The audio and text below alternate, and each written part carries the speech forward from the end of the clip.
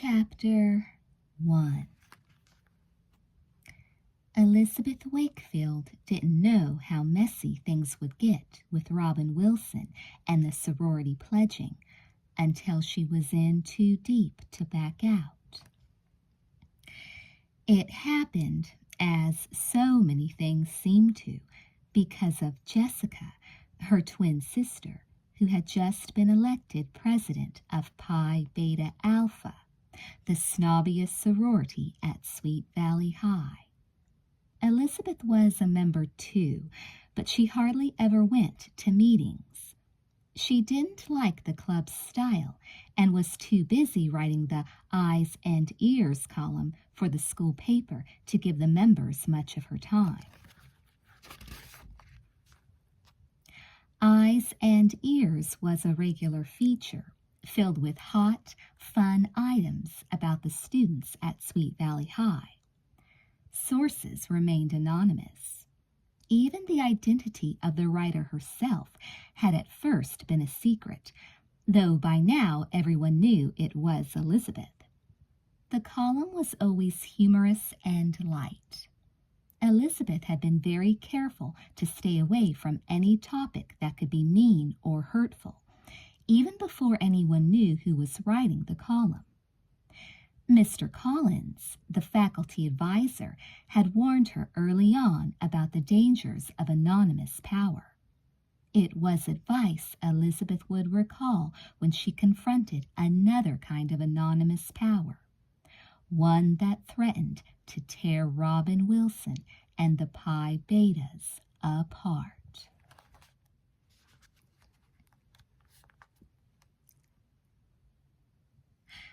Robin believed herself to be Jessica's best friend, which was, at best, a dangerous assumption. Elizabeth became acutely aware of the fact one day when the phone in the kitchen rang and it was Robin Wilson's mother trying to locate her daughter. "Gee, Mrs. Wilson, I haven't seen her." "Is this Elizabeth? I think Robin is on her way over there with some things she's delivering for your sister." "Oh," said Elizabeth, frowning. It was just like Jessica to use Robin as a messenger. "If she shows up, ask her to call home, will you, dear?" "Of course, Mrs. Wilson," Elizabeth said. And then silence. Although the conversation seemed to be over, Mrs. Wilson didn't hang up. Elizabeth could almost hear her on the other end of the line, making up her mind to say more. "Elizabeth," Mrs. Wilson said at last, "can I ask you something? Does Robin seem unhappy to you? I know that having you and Jessica as friends is the best thing that's happened to her since we moved to Sweet Valley, but—" Elizabeth thought for a moment. "Well, I don't know. She seems all right to me," she said, at a loss for a better answer. And then Elizabeth was totally astounded to hear Mrs. Wilson crying. "Oh, Elizabeth, you've got to help Robin. She's going to drop out of school." "What?" "Yes. Even though she doesn't show it, she's so miserable. She's a little overweight, you know, and she thinks she's very unpopular." Mrs. Wilson took a deep breath, and when she spoke again, her voice was steadier. "Elizabeth, I know it's none of my business, but is Robin going to be asked to pledge your sorority? It would mean so much to her." "We've gotten behind on nominations," Elizabeth said, "because the old president moved away. But now Jessica is president, and she told me that she's going to put Robin's name up at the next meeting." "Yes, I know," Mrs. Wilson said and sighed. But what, Mrs. Wilson?" "Well, Jessica is so busy she might never get around to it. This is silly of me. Never mind, Elizabeth. Ask Robin to call home, will you? And please don't mention this to her. She'd be mortified." Elizabeth hung up the phone. The conversation, however, continued to replay itself in her mind. Robin Wilson drop out of school? Why? She was one of the smartest girls at Sweet Valley. True, she was a little overweight, as her mother had said. Much more than a little, actually. But she always seemed so cheerful and friendly. Just then, the phone rang again. It was her twin. "Jessica Wakefield, you were supposed to be home an hour ago to help me clean the house, and you know it." Elizabeth's anger came through loud and clear. After listening to Jessica's breezy excuses for a moment or two, Elizabeth impatiently cut in. "You always have very, very important things to do when work is involved. What is it this time? You have to pick up your cleaning? What else?" Again she listened, but this time an amused smile crept over her face. "You are picking up books at the library?" She was surprised her sister even knew her way there. "Okay, Jess, get here as soon as you can. Mom said the house had to be absolutely squeaky clean for her dinner party tonight." Before Jessica could object, Elizabeth hung up, cutting her sister off in the middle of a sentence. Whenever Jessica talked that fast, Elizabeth knew she was up to something. Resisting the temptation to guess what the something was this time, she walked into the living room, trying to decide between vacuuming and dusting. Elizabeth's usual sense of humor, momentarily out to lunch, returned in full force as she remembered her sister's last attempt to get out of serious work. "Let's share the work," Jessica had said. "You clean the johns, and I'll arrange the flowers." Alone in the living room, Elizabeth laughed out loud. One thing about Jessica, you had to give her credit for sheer nerve. Elizabeth was plugging in the vacuum cleaner when the doorbell rang. She opened the door to find Robin Wilson loaded down with books and dry cleaner's bags. "Hi, Elizabeth. Is Jessica home?" she asked shyly. "What makes you think I'm not Jessica?" Elizabeth responded with friendly playfulness. Looking awkward and uncomfortable, Robin blushed. "I don't mean to offend you, Liz. Really, I don't. But I'm pretty sure Jessica's never dressed like that in her life." Elizabeth looked down at her favorite old jeans and flannel shirt and started to chuckle. "You're right, Robin. Come on in.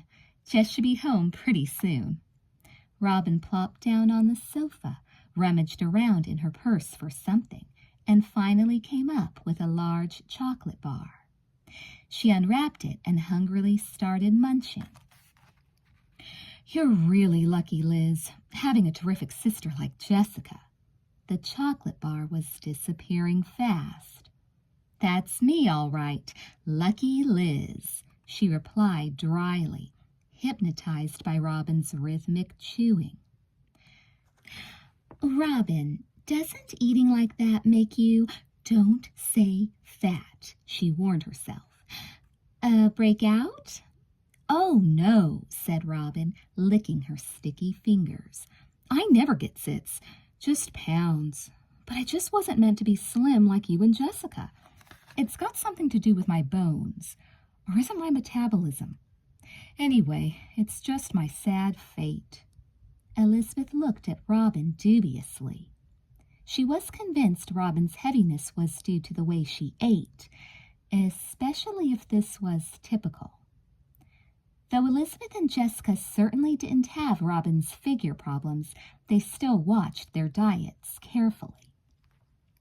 Slim, 5'6", the sisters were both beautiful. Shoulder-length, sun-streaked blonde hair, flashing blue-green eyes, and perfect skin. Elizabeth was 4 minutes older, but they were identical right down to the tiny dimple each had in her left cheek. Although they wore the same size clothes, they never dressed alike. except for identical lavaliers that they wore on gold chains around their necks. The lavaliers had been presents from their parents on the twins' 16th birthday. The only way a stranger could tell them apart was that Elizabeth had a tiny beauty mark on her right shoulder. Their friends might notice that only Elizabeth wore a wristwatch. It was a telling detail. Time was never a problem for Jessica. She always felt that things didn't really start until she got there anyway. And if she happened to be a little late, let 'em wait. That let 'em wait attitude was what Elizabeth was inwardly fuming about. Look, Robin, Jessica may have gotten held up somewhere, so maybe you could call her later or— That's all right, Liz, Robin said, struggling to get out of the deep cushions. I just wanted to drop off her cleaning and the books she wanted from the library. Cleaning? Books? Bingo, Elizabeth exclaimed to herself. Jessica was definitely up to something. Why in the world are you doing Jessica's errands, Robin? Well, she said she had something very, very important to do. Besides, that's what best friends are for, to do favors for each other. Oh, Robin, Elizabeth thought. If you're Jessica's best friend, Attila the Hun is the prom king. Elizabeth knew that doing favors was a one-way street with her sister. Jessica always let people do favors for her. It was her way of being kind to the little people. I'll get out of your way, Liz, Robin was saying. There's just one thing, and I probably shouldn't even mention it. Let me guess. Jessica forgot to pay for the cleaning. Oh, no, that doesn't matter. It's about pi beta alpha. What about PBA, Robin? Robin blushed. It's just that I know that Jessica is waiting for the right time to put my name up for membership. I know she wants me to be a PBA, but she's always so busy with really important things, and maybe she's forgotten this is my last chance to pledge. I can't pledge as a senior, so it's either now or never, Liz. I don't know what to do. It means everything to me. Robin looked as though she might burst into tears at any moment. Don't cry, Elizabeth thought. Oh, Robin, please don't cry. Belonging to a group whose main activities were putting on lip gloss and talking about boys was definitely not worth crying about. Robin, I'm sure it will all work out, she blurted, realizing as she spoke that she sounded just the way her mother did when things were definitely not going to work out. Robin brightened at this. You think so, Liz? I do think I know why Jessica hasn't put my name up. I bet she thinks it would be pushy. Not really fair, to nominate her best friend. Elizabeth stared at Robin, completely amazed at how blind she was to Jessica's true character. Her twin was many things: a great dancer, a terrific cheerleader, a sensational surfer. But fair? Jessica could turn on the devastating charm when she wanted something, but going out of her way to do the right thing or to be fair just wasn't her style. Robin, is PBA so important to you? Oh, yes, Liz, it is. I was just thinking, maybe you could remind Jessica? Elizabeth studied Robin Wilson's pleading face. It would do no good to remind Jessica, Elizabeth knew, because her sister had told Elizabeth over and over again that Robin definitely did not fit the picture of the typical slim and pretty Pi Beta. Jessica would never nominate Robin, no matter how many times she might have promised. Yet Robin was a really nice girl, Elizabeth thought, and certainly smarter than most of the sorority members.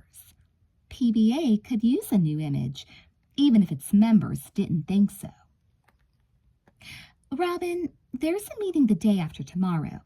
Instead of reminding Jessica, Why don't I put your name up? You, Liz? You do that for me? Elizabeth laughed.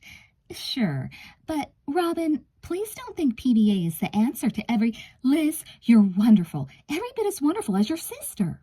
Robin interrupted, clearly in a world of her own. Can I use your phone to call my mother? She'll be so excited.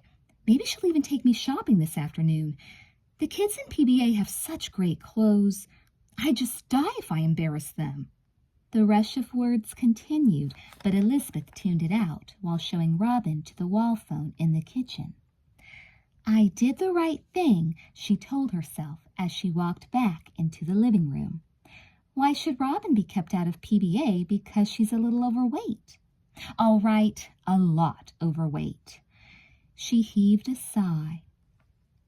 She knew her sister would be upset.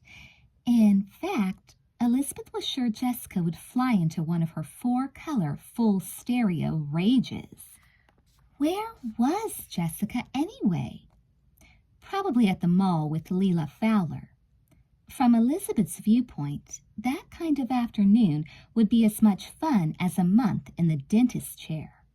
Leila was the daughter of the wealthiest man in Sweet Valley, George Fowler, and both daughter and father were the town's biggest snobs. They lived in an elegant mansion in the expensive hill section of Sweet Valley. Jessica was forever envious of the Fowlers' money and house. That is, when she wasn't being envious of the money and house Bruce Patman's family had. Elizabeth thought that the feud between the old money Patmans and the new money Fowlers was really very silly, but not Jessica. New or old, money was never silly to her. Elizabeth preferred their split-level house in the valley. Actually, she thought everything about Sweet Valley was terrific, especially the gently rolling hills, the quaint downtown area, and the beach, which was only 15 minutes from their house. Robin burst back into the room, all aflutter. My mom is so excited. She always told me that being best friends with the Wakefield twins could be great for me, she gushed. Searching through her bag, she found another candy bar and began unwrapping it. Elizabeth sighed inwardly. Now what have I done? Robin was suddenly hugging and kissing her in an explosion of enthusiasm and happiness. It was too much for Elizabeth, who laughed and returned the hug, thinking that if the prospect of joining the Pi Betas could make someone so happy, she just might ask the whole junior class to pledge. Letting go of Elizabeth, Robin held out her chocolate bar. You want a bite? She offered. No thanks, Robin. Robin Wilson stood there beaming, her eyes filled with happiness. If there's nothing I can do for you, I think I'll hurry home. Mom's taking me shopping. Robin, you really don't have to, but Robin was already at the door. She yanked it open, almost toppling Jessica, who was just about to walk in. Jessica! Robin shrieked. Elizabeth watched her sister shrink in distaste as the ecstatic Robin reached out to hug her. Hi, Robin. Jessica's total lack of enthusiasm was painfully obvious, but not to Robin. Oh my God, Jessica, I'm so excited. Your sister is as wonderful as you are. Mom's taking me shopping. Gotta go. And Robin bounced away, leaving Jessica standing there flabbergasted. What in the world was that? Elizabeth broke into helpless laughter. Why was that fat wimp pawing at me and gushing all over the place? Jessica demanded. I'll tell you, Jess, but first, you tell me where you've been. And don't tell me you were out getting books and picking up the dry cleaning, since your best friend Robin Wilson did that for you. My best friend? She thinks so. Well, she's all right, sometimes. It is nice to have someone to help you out. Run errands for you. Lick your boots. Liz Wakefield, you know perfectly well I only use leather cream on my boots. It was pure Jessica. Elizabeth was the writer, but when Jessica needed to wriggle out of an unpleasant conversation, she had quite a way with words. But Elizabeth wasn't letting her get away with it. Not this time. Where were you that you couldn't help clean the house? And where'd you get that new bit of loot? Jessica acted mystified. You mean this? She touched the lovely sapphire blue silk scarf knotted around her neck. Yes, this. Where did you get it? Leila Fowler gave it to me. You were with Leila again. Is that what was so important? Leila Fowler happens to be the class act of Sweet Valley High, Liz, and you know it. Her aunt sent her the scarf from New York, but Leila said it isn't her best color, so she gave it to me. Elizabeth shook her head in wonder. The scarf was really beautiful, and obviously quite expensive. Do the rich always share the wealth like this? She wondered. She looked at Jessica, standing there smiling from ear to ear. Jess, I don't begrudge you a new scarf, but I don't appreciate being left here alone to do all the cleaning, not to mention entertaining your best friend. Jessica rolled her beautiful eyes heavenward. Robin can get carried away 437 times a day, you know. What was she babbling about anyway? Oh, nothing much, really. Apparently you're so busy all the time, you don't remember how much Robin wants to pledge Pi Beta. Oh, that. Jessica sighed. I keep forgetting. Uh-huh. And this is her last chance. It is? Innocence and Jessica Wakefield were one and the same. So, Elizabeth pushed on. Knowing you were going to put her up sooner or later anyway, I promised to sponsor her for membership at the next meeting. Jessica's mouth dropped open. You promised her what? Are you crazy? Now Elizabeth was all innocence. You don't live with Jessica Wakefield for 16 years without learning something. Gee, Jess, what do you mean? That tub of lard in Pi Beta Alpha? But Jess, Elizabeth said slyly, she's your best friend. She told me so. That has nothing to do with it. There's a problem of image. But Elizabeth was not about to be outmaneuvered. Image? That doesn't seem to bother you when she carries your books and cleaning for you. I like to be kind to everybody, Elizabeth. Jessica cooed. You know that. But pledging Pi Beta? Well, look, you know Robin's only interested in studying. She's taking about 37 extra courses. I'm just not sure PBA is right for her. Anyone who didn't know Jessica as well as Elizabeth did would have been totally convinced that Robin's welfare was her first and only concern. But Elizabeth wasn't buying. Well, I think it is, she said calmly. I've never seen anyone as happy as Robin was when I told her I'd sponsor her. If Elizabeth was calm, Jessica was anything but. By now she had given up even trying to appear reasonable. She was beside herself with rage and frustration. Boy, now I have really seen everything, she wailed. How can my own sister, my identical twin, no less, be so totally, hopelessly idiotic? Elizabeth let out a breath. I gather I've done something wrong. That is the understatement of the week, Jessica agreed sarcastically. Robin Wilson in the Pi Betas? With us? With Leila Fowler? One look at that shape and they'll be calling us the Pi Butterball Alphas. Oh, really, Liz, are you completely absent from this universe? It's only a silly sorority, Elizabeth reasoned.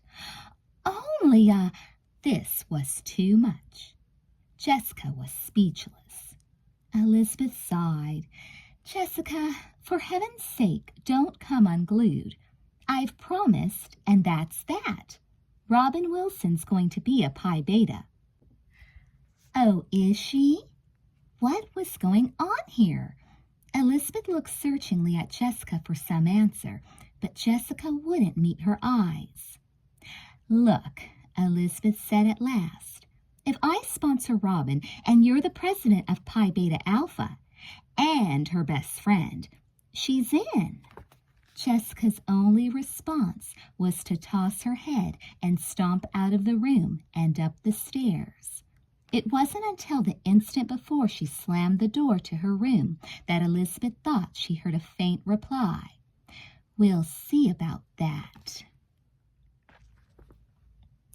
Chapter 2. The meeting will now come to order.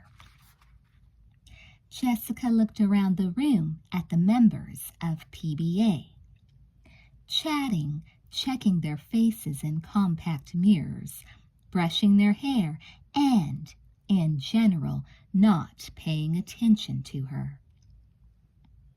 If there was one thing Jessica couldn't bear, it was people not paying attention to her.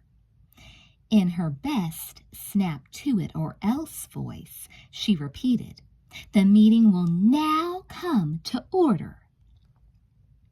Noting that her sister wasn't there yet, Jessica decided to have the shortest meeting in PBA history and avoid the problem of Robin Wilson.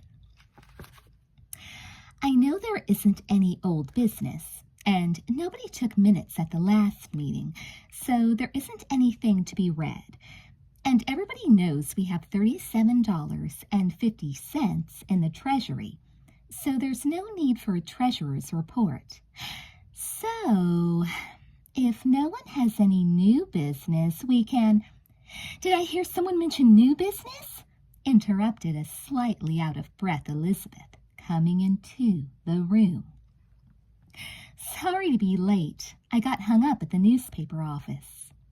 Everyone but Jessica was surprised to see Elizabeth at a meeting. It had been ages. The other members knew that PBA wasn't crucial to Elizabeth, but most of them didn't resent her. She was smart, a big deal on the paper, and generally good for the PBA image. She was also, of course, the president's twin sister. And speaking of the president, she seemed very anxious to end the meeting. Liz, you are very late, and we are almost ready to adjourn, Jessica began stiffly. But didn't I just hear you call for new business? Elizabeth said sweetly, shooting her twin a warning look that clearly said, don't even try it. Jessica got the message. Well, if you have something totally and absolutely important to bring up, I guess you can, she said reluctantly. Elizabeth turned to the group. I do have something important to bring up. I would like to nominate someone for membership in Pi Beta Alpha. Someone who is a friend of mine and a good friend of my sister's. Robin Wilson. Total silence greeted Elizabeth's announcement. And then, pandemonium. Robin Wilson? One of us? She's that pudgy one, isn't she? Liz put her name up, so she must think it's okay. You sure she's not kidding? Tight-lipped and stormy-eyed, Jessica let the stream of chatter go on for a few more minutes, then called the meeting to order again. Is there anyone who objects to Robin Wilson being nominated for Pi Beta Alpha? She asked. The answer was a foregone conclusion. No one dared to object to a friend of the Wakefield twins. And Jessica didn't dare say how she really felt. For one thing, Elizabeth would blast her, and if Robin ever found out, that would mark the end of her days as Jessica's handmaiden. After the meeting broke up, Jessica, sparks flying from her blue-green eyes, walked over to her sister. "Are you proud of yourself now, little Miss Do-a-Good-Deed every day?" Elizabeth cringed at the anger in her sister's voice. "Look, Jess, it's not the end of the world. She'll be a terrific addition to PBA." "Prove it," Jessica snapped. "Robin is nice, she's sweet, and she's very smart. And she's surrounded by 2 tons of fat." "2 tons, Jess?" Elizabeth smiled in spite of herself. "Really, how could a girl as nice as Robin possibly hurt the grand and glorious image of PBA?" Jessica's eyes narrowed in suspicion. "You're being sarcastic, aren't you? It's really a very unattractive trait, Elizabeth. And if I were you, I wouldn't get too smug too soon." This time, it was Elizabeth's turn to be suspicious. "Just what is that crack supposed to mean, Jessica?" "Oh, nothing at all, sister dear," said Jessica airily.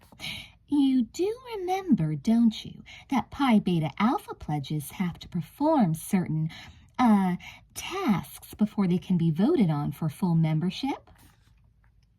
"Jessica Wakefield, I'm warning you."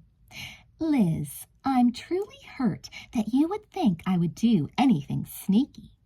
You really must put a leash on that suspicious mind of yours. I just meant that I'll do everything I can to make sure Robin has a fair chance to prove herself worthy of Pi Beta Alpha. So, Leela Fowler, Kara Walker, and I will guide Robin through her pledge period."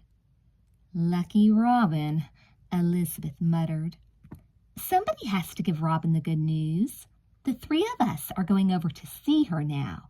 Do you want to come?" Elizabeth shook her head. "I have to meet Todd in a few minutes. Too bad. I'd love to be there when she gets the official word. She's going to do cartwheels." "Fat chance," Jessica sneered. Then, seeing the look of disapproval on Elizabeth's face, she quickly added, "I won't hurt her feelings. You know it's not in my nature to be nasty, even to a wimp like Robin." "Yes, Jess, you're famous for that. You're the world's heavyweight champ of kindness." "Heavyweight? How appropriate," Jessica retorted, breezing past Elizabeth and out the door.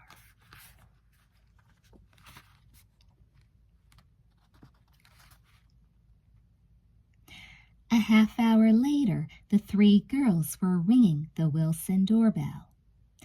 "I don't think anyone's home, Jess." "Don't be silly, Kara," Jessica snapped. "Where else would she be?" Just then, Robin opened the door, practically ripping it off its hinges in her excitement. "Jessica and Leela and Kara, what a surprise!"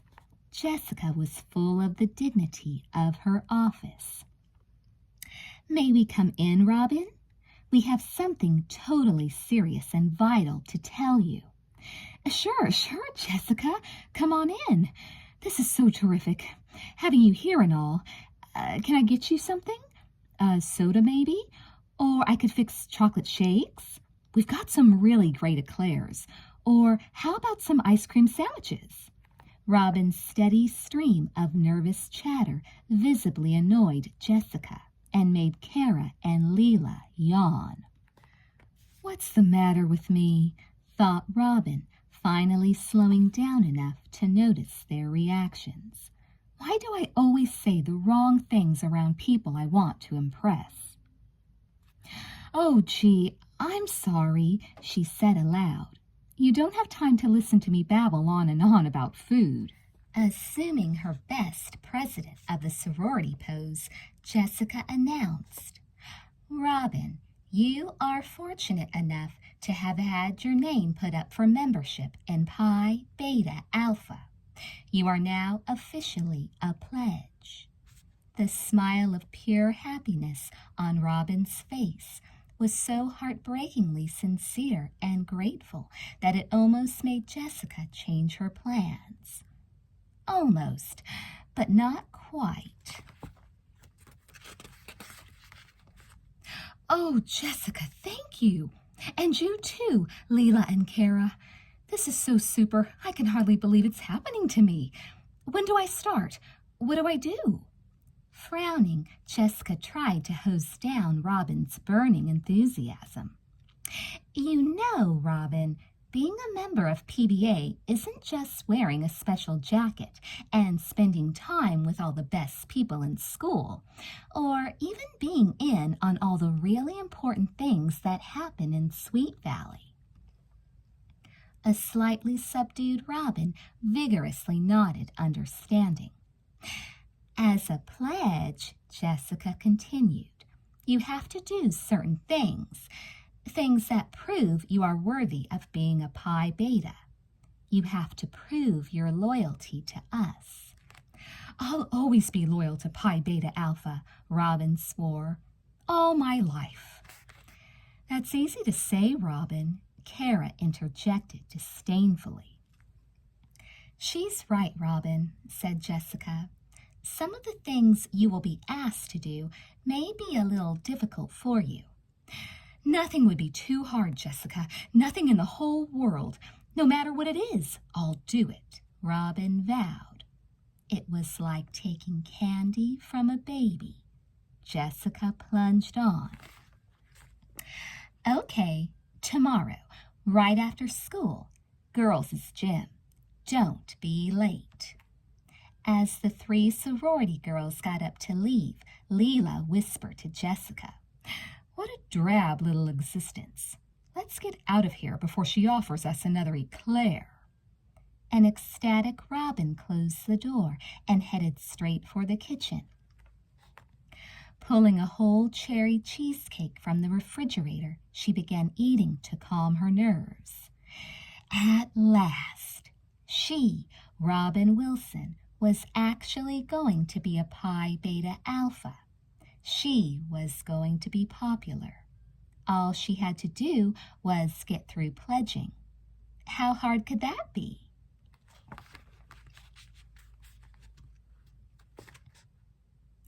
"Tell me everything, Jess. How did Robin take the news?" Elizabeth dropped her books on a table and descended on her sister. Jessica was wearing leotards and exercising with Jane Fonda via video cassette. "Do you think my thighs look all right, Liz?" Jessica asked worriedly, flipping the TV off and throwing a towel around her neck.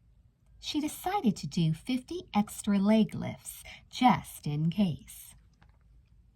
"Your thighs are not important right now.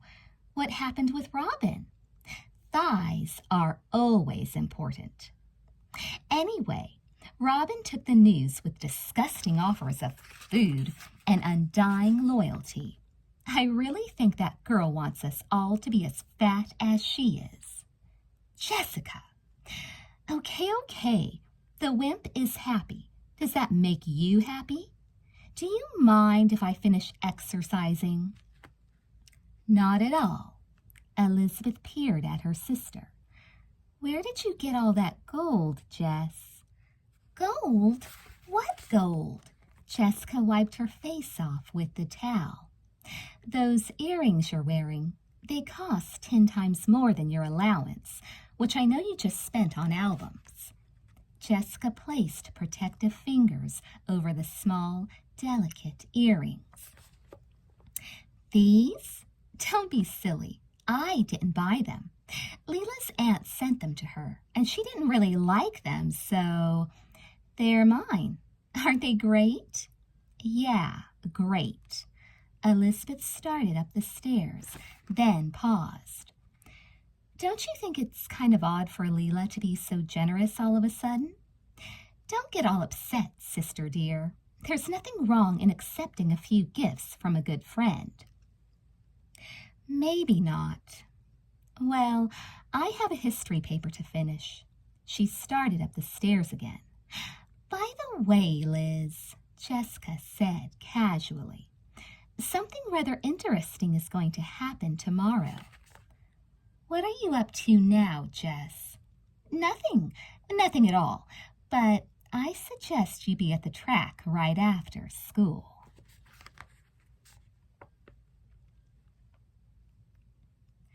Elizabeth dashed up to her locker the next afternoon just as Todd Wilkins, her boyfriend, strolled up to his. Hurry, Todd, I don't want to be late. Hurry? Late? School's out.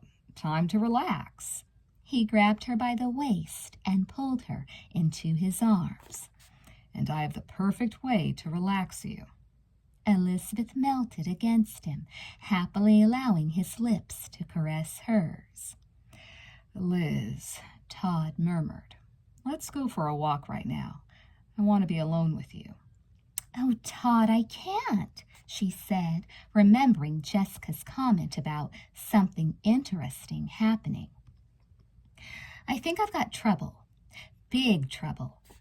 Slipping a finger under her chin, Todd lifted Elizabeth's face to his and saw that there was worry in her eyes. She needed cheering up, he decided. Don't tell me. Let me gaze into the future. He curved his hands around an imaginary crystal ball. This big trouble starts with a J and look almost as beautiful as you. Be serious, you idiot. And don't start in on my sister. Jessica is only part of the problem. A long sigh. Okay, Jessica is the problem.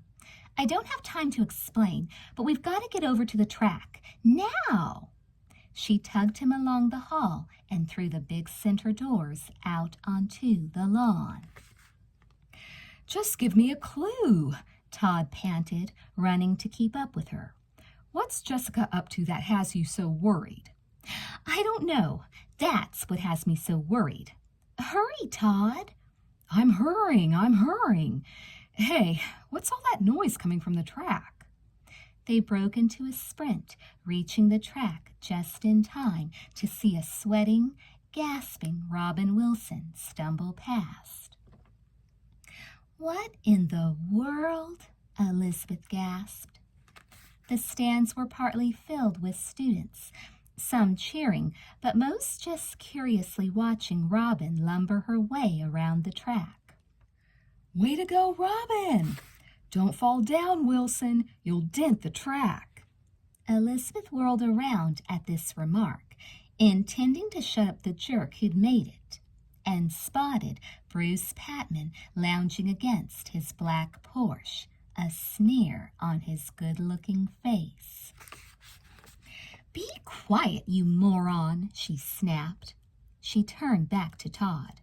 I'm just about ready to commit murder, she said. Then she made her way over to Leela and Kara.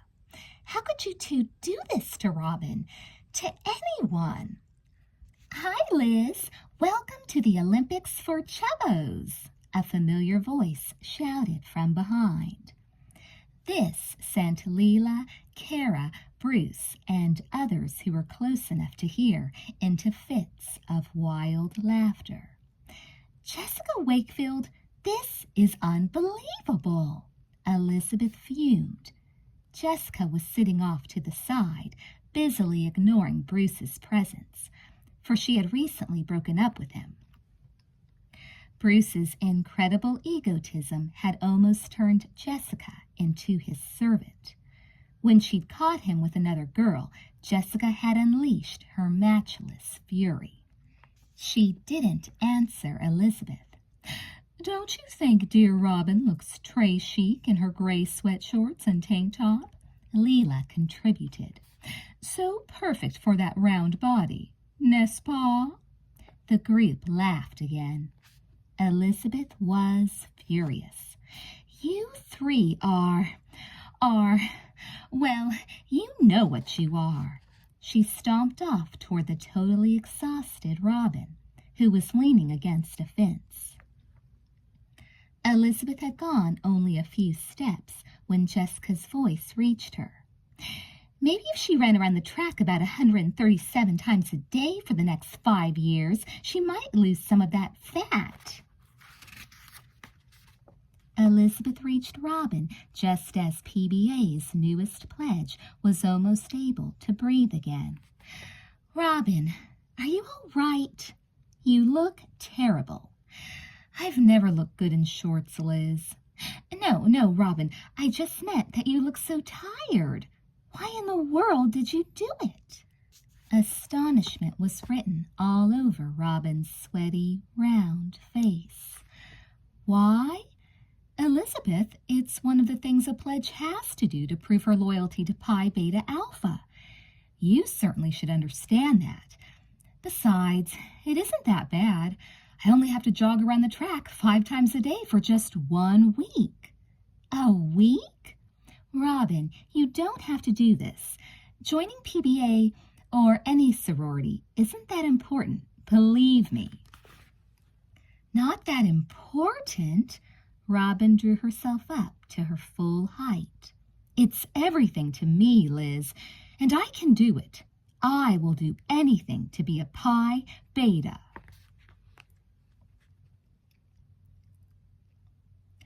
Elizabeth was waiting in the girls' locker room as Robin came in from her last day of jogging. Robin, you are a real inspiration, Elizabeth admitted. I think you're just terrific. Thanks, Robin said dully. Thanks? Where was the happy smile, the sense of purpose, the cheery enthusiasm? You should be really happy, Robin. What could be harder than what you went through this week? Saturday. Big, brown, tearful eyes looked up at Elizabeth. Jogging was hard, Liz, but I did it. I don't know if I can handle Saturday. Elizabeth was almost too afraid to ask. What's happening Saturday, Robin? The tears were spilling over by this time. Robin, please tell me. Through sobs, Robin got out. I have to go to the beach. The beach? You're worried about the beach, Robin? Why? You're a good swimmer. I've seen you. It'll be easy. Elizabeth let out a sigh of relief. You had me worried for a minute. I thought maybe you had to climb Mount Everest. I could have done that, Liz. I just don't know how I can show up at the beach on Saturday in a bikini and play volleyball. Oh boy, Elizabeth thought, we have a problem. Do you have a bikini, Robin? She asked gently. Kind of. A kind of bikini? Turning away in embarrassment. Robin muttered, well, it's a 2-piece suit that's too small, so it looks like a bikini. Kind of. Elizabeth looked down at the tiled floor thoughtfully, then made a quick decision. You know something, Robin? Todd and I and Enid and her boyfriend George are going to the beach on Saturday. We always play volleyball. You can be on our team, okay? Really? The look of thanks on Robin's tear-stained face was almost too much for Elizabeth to bear. Really, we'll pick you up. Maybe it'll rain. It won't rain, Robin. We'll have a good time. And, thought Elizabeth, so will 3 witches I know.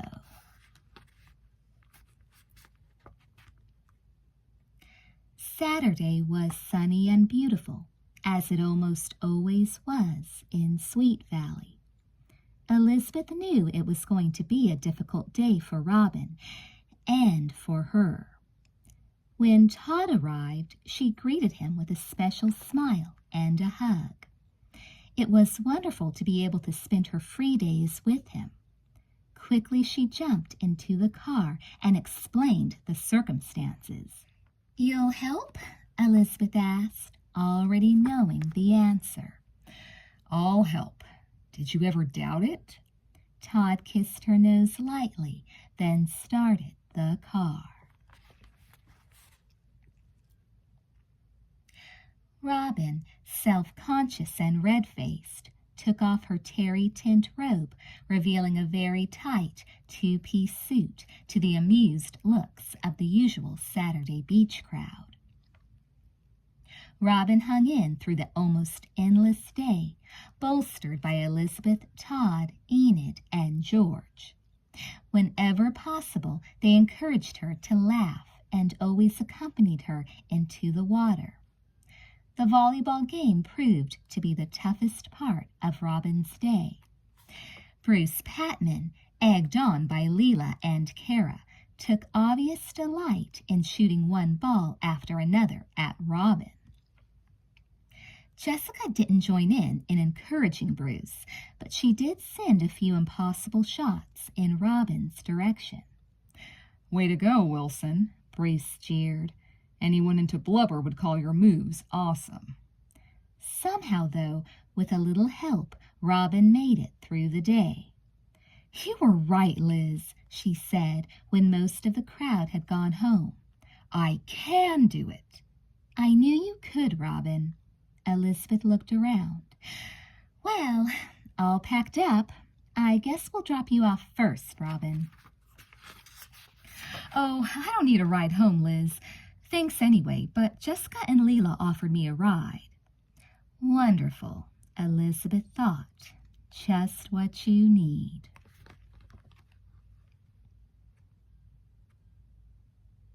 "I'm really impressed with you, Robin.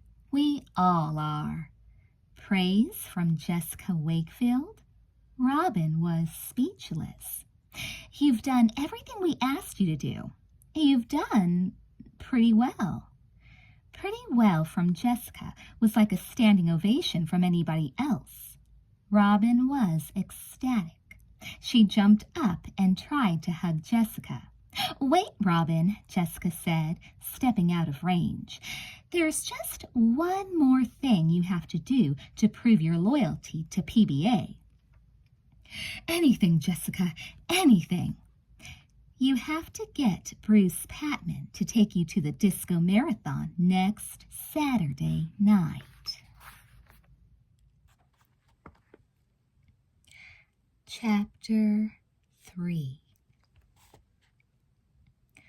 Elizabeth was on her way out the door of Sweet Valley High when she saw a forlorn figure sitting under a tree. It was Robin Wilson, hunched over, tightly hugging her knees to her chest, her books strewn carelessly on the grass. Moving closer, Elizabeth saw a look of utter despair on Robin's face. Why wasn't she feeling better about herself? Elizabeth wondered.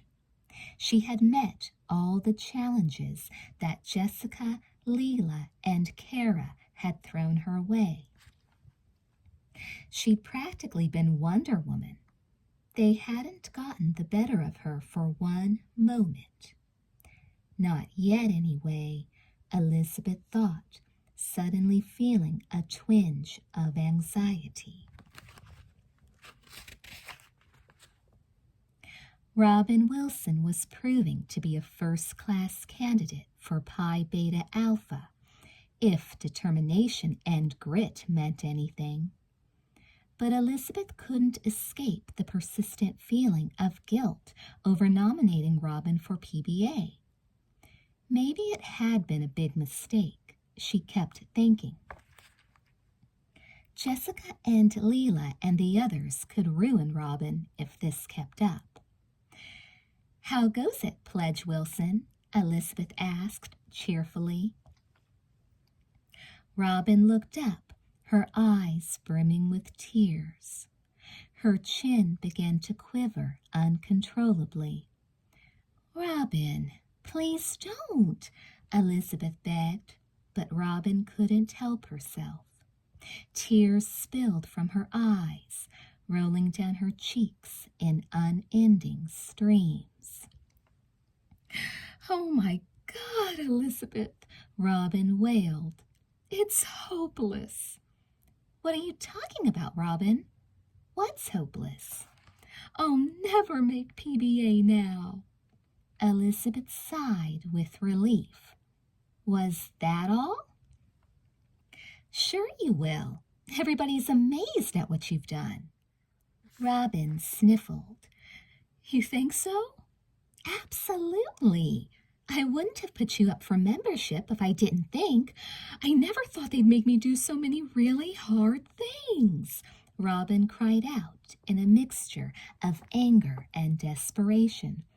"Nobody else ever had to." "Oh, how I'd like to get even with those snobs," Elizabeth thought. "Well, Robin," she said, "it's probably because they know you can handle it." "I have, haven't I?" said Robin, and she sounded surprised at the determination in her voice. "I sure have." Elizabeth was relieved to see Robin showing some pride in herself. "But now they've really finished me, Liz," Robin moaned. "Sometimes I think they're just tormenting me, that they'll never let me be a Pi Beta Alpha." "Who put you up for membership, Robin?" "I did. Elizabeth Wakefield. Do you think I would ever be involved with anything like that?" Robin paused and looked away. "I don't know." "Well, I know, and I'm here to help you. Don't you worry. You'll be a Pi Beta if I have anything to say. That's a promise." "But Liz, they say I have to get, oh my God, I have to get Bruce Patman to take me to the disco marathon next Saturday night." "Who?" "Please let me have heard her wrong," Elizabeth prayed. "Anyone but him." "Bruce Patman?"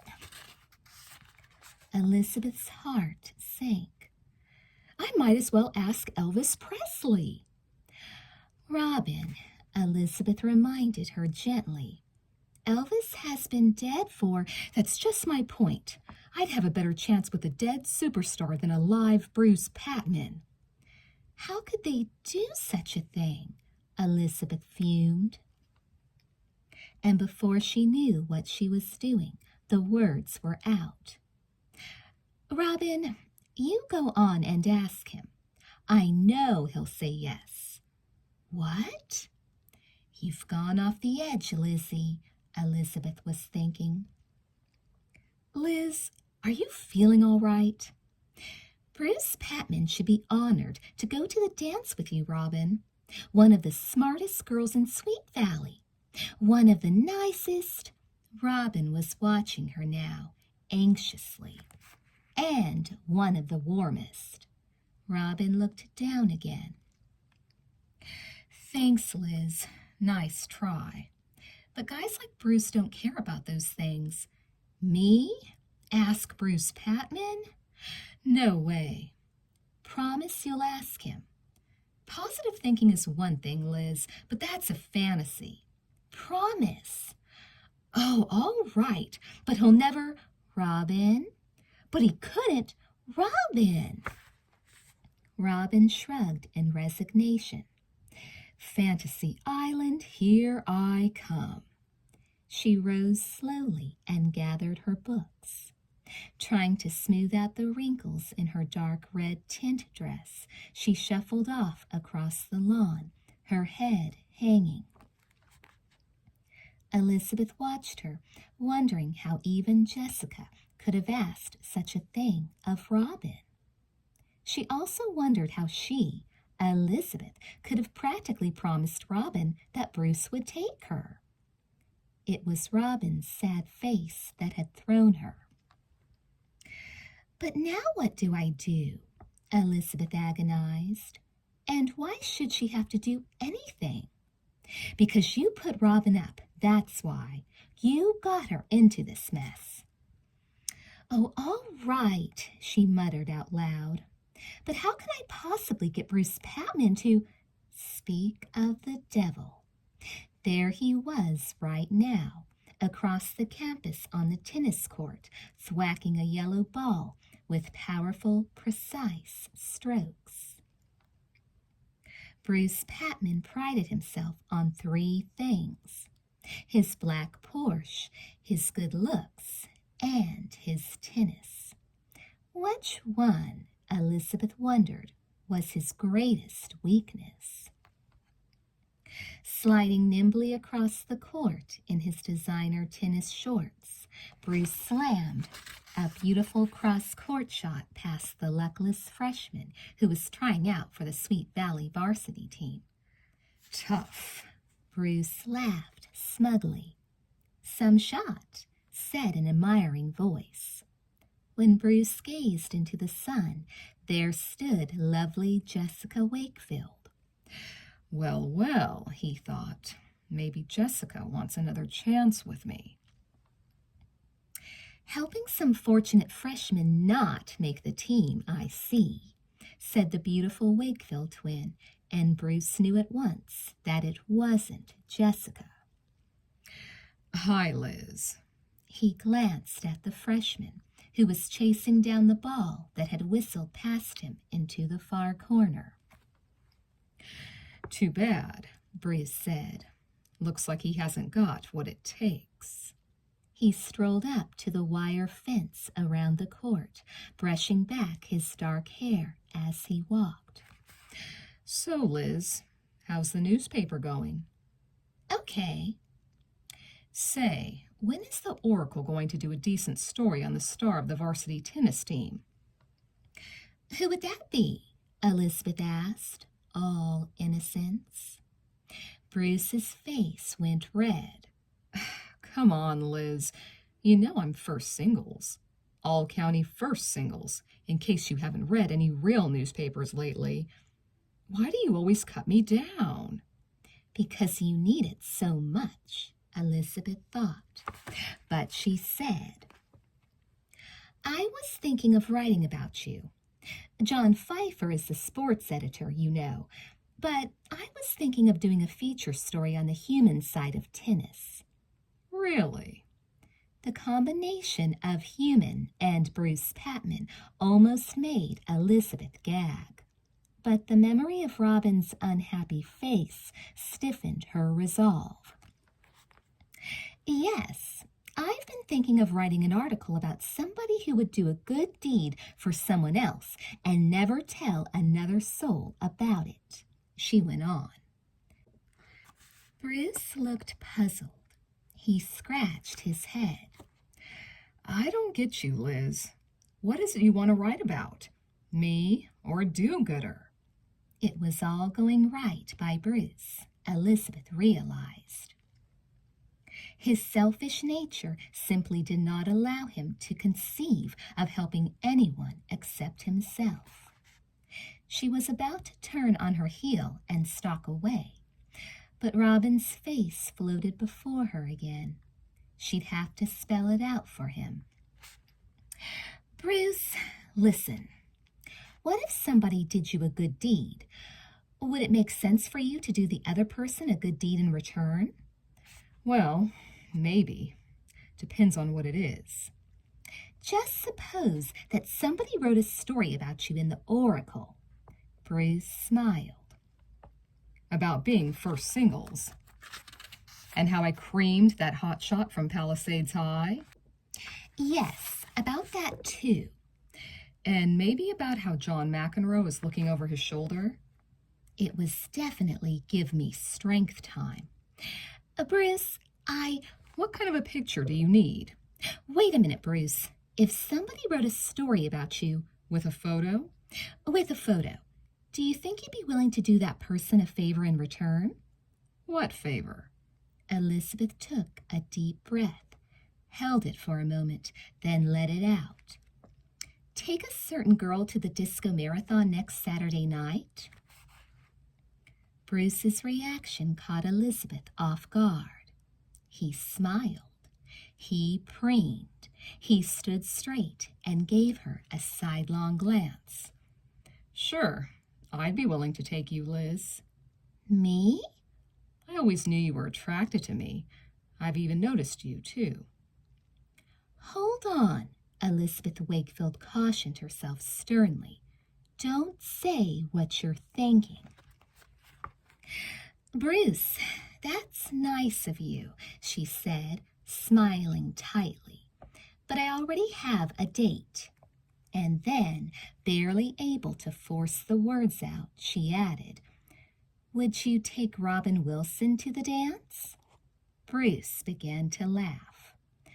Bruce, Elizabeth interrupted him sternly. I'm dead serious. Bruce continued to chuckle for a moment as he studied Elizabeth's earnest expression. Then abruptly he stopped, replacing his smile with a furious glare. Fatso Wilson? Elizabeth cringed, but went on. It's a sorority obligation, Bruce. It will mean everything to Robin. No way! What will the guys think? What would the girls think? Who do you think I am? Elizabeth smiled. Your first singles. By the way, who's second singles? Isn't it Tom McKay? Second singles? Hasn't he won all his matches this year, too? Bruce Patman spun his racket. He shook his head back and forth, struggling with a decision. Finally, he spoke. All right, I'll take her. But I want my picture in, see? A big one. And tell how I whipped that guy at Palisades. It's a deal, Elizabeth grinned. You won't be sorry. You're doing something nice for a nice person. Save it, Liz. One of us is going to regret this deal. Bruce turned toward his opponent. Ready! The freshman lobbed a soft shot over the net toward Bruce's forehand. It was a mistake. Bruce's racket whizzed through the air, and, thunk, the ball careened past the frozen freshman's astonished face.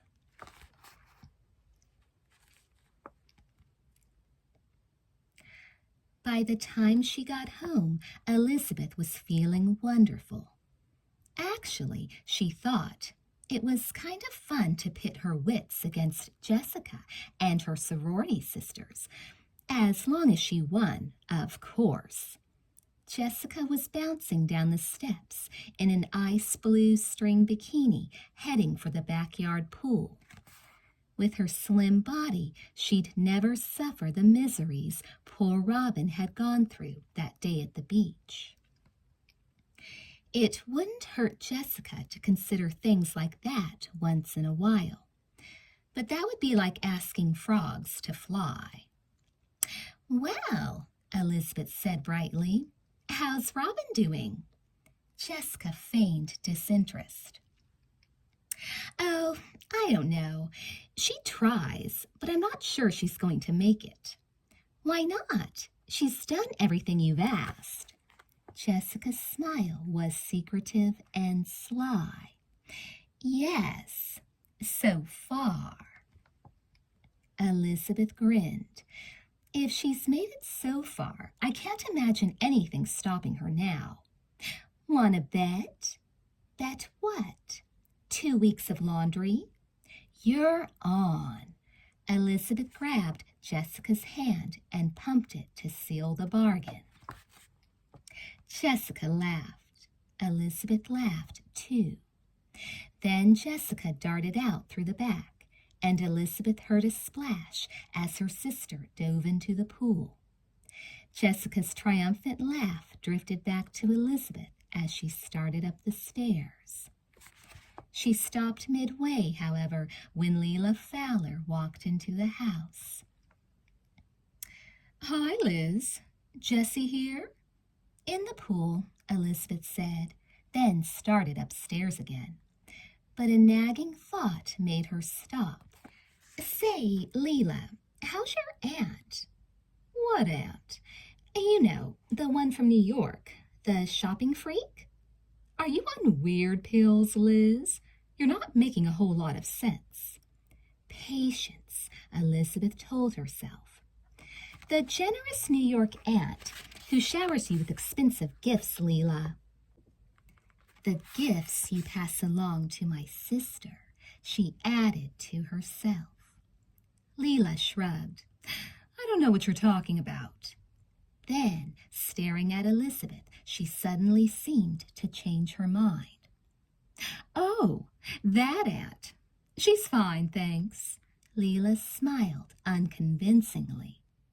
As Leela nervously lifted her right hand to smooth her hair, Elizabeth spotted the ring. Wow, Leela, what a ring. It's okay. Leela stretched out her hand to give Elizabeth a closer look. Elizabeth examined the gold ring. It was magnificently crafted with an Egyptian pharaoh's head carved on it. Leela tapped her right foot impatiently. I'd like to get out to the pool while the sun is still shining, Liz. Are you just about through looking at my ring? Oh, yeah, sure, Leela. As Leela went out to the pool, Elizabeth had an unsettling feeling. She was fairly certain there was no aunt in New York. So how had Jessica gotten the scarf and earrings?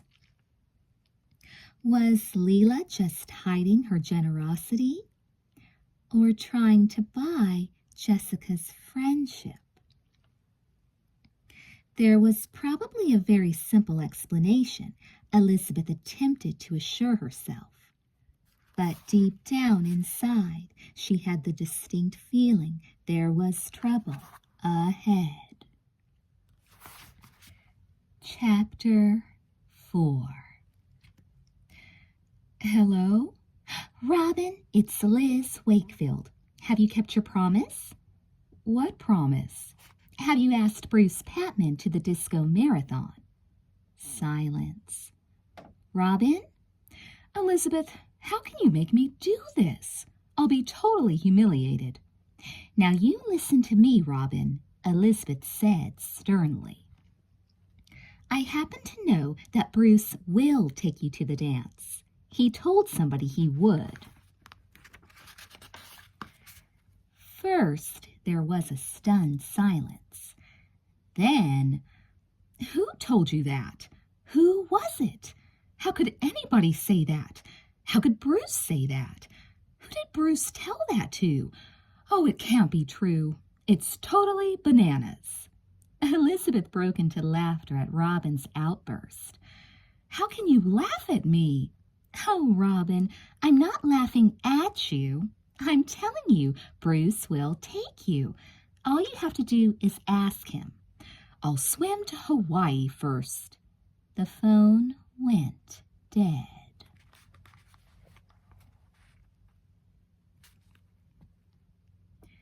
Elizabeth didn't see Robin again until Monday at school, when she spotted her nervously ducking into the biology lab in an obvious attempt to avoid any questions. Elizabeth was about to follow Robin when she noticed Bruce. He was swaggering along toward the cafeteria, and Elizabeth quickly caught up with him. Did she ask you yet? Nah. Is this whole thing a gag, Liz? No, she'll ask you today. You got that story written? Elizabeth patted her tote bag. It's right here. It wasn't until after school on Tuesday that the great explosion happened. Liz was in the newspaper office typing her eyes and ears column when the door opened and in burst Robin Wilson. Elizabeth! Elizabeth looked up at Robin and she got scared. Robin was clutching the back of a chair for balance. Her face was as red as a boiled lobster, and she seemed to be gasping for breath. "Robin, are you okay?" "Elizabeth!"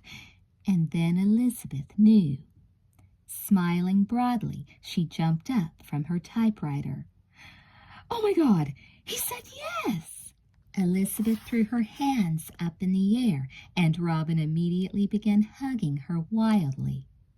Elizabeth almost felt smothered as Robin, laughing and crying at the same time, danced her around the news office. "He said yes, he said yes, he said yes. Bruce Patman is taking me to the dance."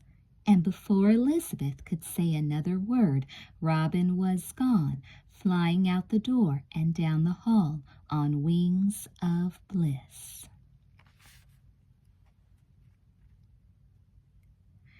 From Tuesday until Saturday, the phone rang constantly for Elizabeth. It was always Robin, pouring out her gratitude and happiness. "They'll all accept me now, Liz. A date with Bruce Patman? I love you for making me do it." It was clear Robin felt her world was finally in its proper orbit. And Elizabeth began to worry again. Walking into the disco marathon on the arm of Bruce Patman would not be Robin's passport to popularity. Elizabeth was sure of that. But Robin couldn't stop fantasizing about it. Hoping for the best, Elizabeth decided to tackle one problem at a time. Besides, right now she wanted the satisfaction of seeing Jessica's stunned expression. "Guess who called?" Elizabeth smiled at her sister. "Robin, our new pledge, who, by the way, is going to the dance with Bruce Patman tonight." "Oh, Liz, will you please shut up about it?" "So, you know that our Pi Beta pledge has landed such a coveted date?" "Oh, my head is going to burst into at least 537 pieces," Jessica raged. "How could such an incredible thing happen? It's like science fiction." "Maybe you can figure it out while you're doing the laundry for me. You won't forget the ironing, will you?" Jessica stormed out of the room. That Saturday night in the Sweet Valley High gym, Elizabeth thought everything seemed too perfect as she danced dreamily in Todd's arms. Feeling his strong, athletic body so close to her always made her feel warm, excited, and utterly in love. When he began to rub her back as they danced, Elizabeth could barely remember where she was. Suddenly, she heard a few people near the entrance giggling. When she looked up, she saw Robin coming in with Bruce Patman. Robin's face was absolutely radiant with happiness. She swept in grandly, wearing a prettier tent dress than usual, passing the stony faces of the three conspirators. Jessica, Leela, and Kara had all stopped dancing and were glowering with rage and disbelief. Elizabeth found herself relieved that it was over at last. Now, all she had to do was turn in the feature story about Bruce Patman's prowess on the tennis court to her editor at the Oracle, and the bargain would be complete. Finally, she'd have more time for herself and Todd. Bruce led Robin onto the floor, and, as though in a movie, the other couples made way for them.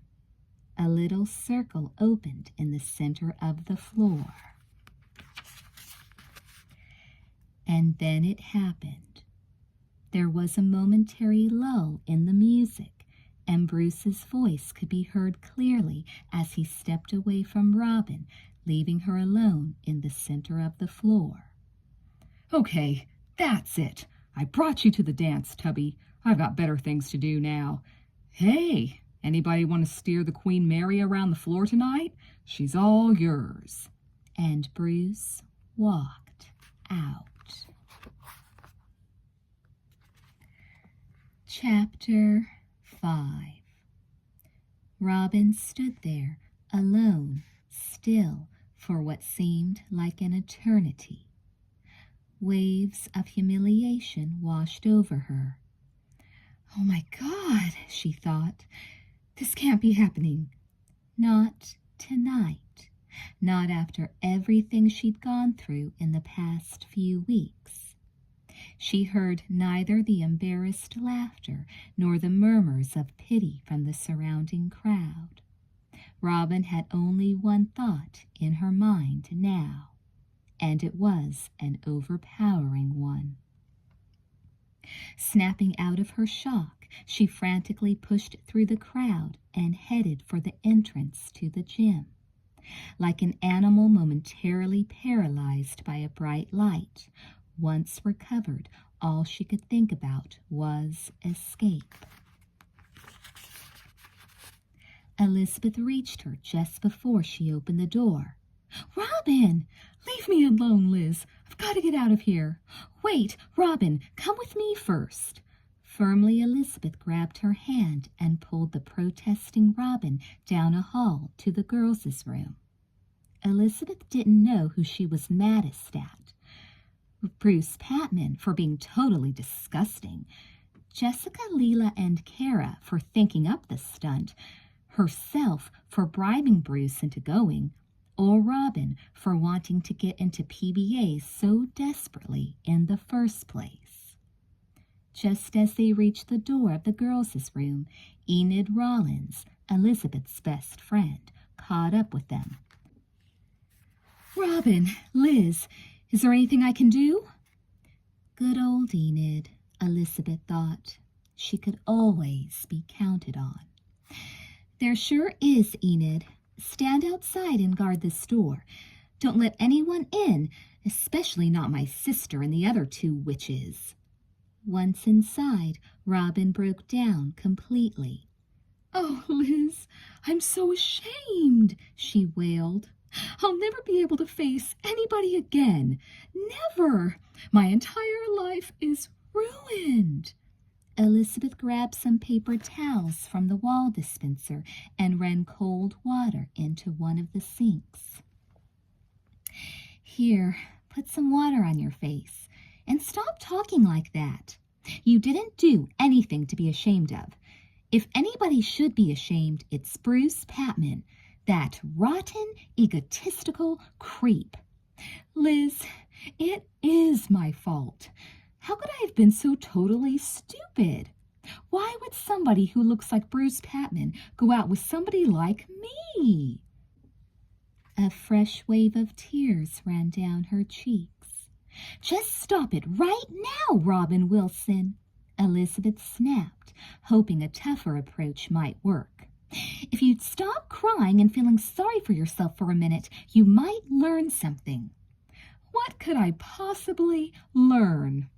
"First of all, the only thing Bruce has going for him, really, is his looks.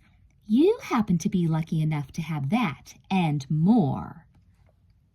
"Liz, you must be out of your—" "Look in the mirror." Elizabeth plowed on, determined to speak her mind. "Your eyes are kind of red and puffy now, but you've got a pretty face. A very pretty face." "Look in the mirror," Robin gasped, her shoulders still shaking with sobs. "Yes, look," Elizabeth practically commanded, examining Robin more closely now. She had complimented Robin in order to cheer her up, but she saw now that it was true. Maybe it was the makeup and the care she'd taken with her hair.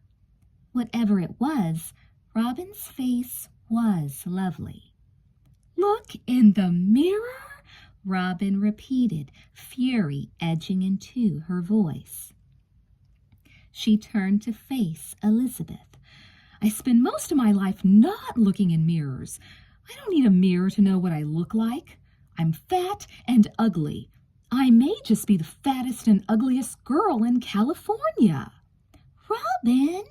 Don't Robin me, Liz. You look in the mirror and you see beauty. I look and I see the beast. Robin, that's just not true. It is true, Liz. Sad, but true. She grabbed her purse. I'm getting out of here and going home right now. Terrific, Robin. That will really impress Jessica. You think I could go back in there after what happened? Robin demanded. Robin, I think you should do whatever you want to do. I'm just suggesting that running away isn't going to solve anything. And I'm telling you that staying certainly isn't going to solve anything. The door opened and Enid stuck her head in. Hey, you two, I can't hold them off much longer. There's more dancing in the girls' room line than on the dance floor. I think they need to use something besides the mirror. We're coming, Enid. Thanks. I hear Todd's offer to rearrange Bruce Patman's face, Enid added, laughing. Oh my God, look at the trouble I'm causing, Robin cried. I can't go back to the dance. I can't even go back to school. I'm quitting. I should have done it before. I'll never come back to this school again. Robin! Before Elizabeth could stop her, Robin squeezed by and ran out of the girls' room. Frantically, she pushed her way down the crowded hall toward the front door. Liz, what's going on? Not now, Enid, not now. Elizabeth had to dodge groups of people as she chased after Robin. Preoccupied with the problem of what she would say once she caught her friend, Elizabeth crashed into someone. Ouch! She looked up and up. She had nearly knocked over the tallest, the smartest, and perhaps the shyest boy at Sweet Valley High. Alan Walters's one extracurricular activity was taking pictures for the Oracle. Other than that, he kept to himself. Alan, I'm sorry. No, Liz, it's probably my fault. I shouldn't have been in the way. Inspiration struck Elizabeth. Alan, you have to do something for me right now. It's crucial. Me? Now? I don't have time to explain. I've got to stop Todd, and you have to stop Robin Wilson. She ran out the door. She's totally upset, and I'm worried about what she'll do. Liz, I can't. You have to, Alan. Trust me, it's important.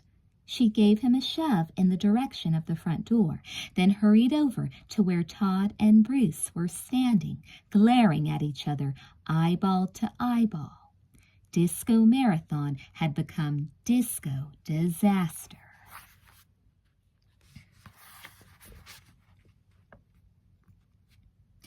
Robin was halfway across the parking lot before she realized someone was running after her.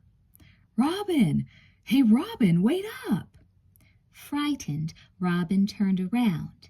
It was Alan Walters running toward her. Wasn't the evening bad enough without this? Why are you chasing me? She demanded. The harsh glare of the parking lot's neon lights revealed a belligerent Robin standing with hands on hips. Alan stood before her, panting. Surprised at his own brazen behavior, he muttered, I guess I was chasing you, wasn't I? Why? Why? You heard me, Alan. Why were you chasing me? Gee, I don't know, Robin. Well, Liz Wakefield said that you were, and I... Alan looked down at his feet, unable to continue. I don't know. Liz Wakefield said, Robin mimicked. Can't you put a sentence together, Alan? I thought you were supposed to be so smart. I thought you needed help, Robin. He blurted out. Help? Help? Robin's rage was fast approaching a fever pitch. Did you see what happened to me in there? Well, I am a total outcast. I'm ruined. Robin was nearly screaming. If you can what? Help me? You are going to help me. You are going to somehow magically help me fit in? That's the biggest joke of the whole night. Alan's face turned red. Hey, look, I'm sorry, Robin. Sorry? My whole world is falling down around me, and who offers to help me? She looked up into the sky. Alan Walters. Oh, my God. Alan edged away, head down. I'd better go. I have some things to do at home.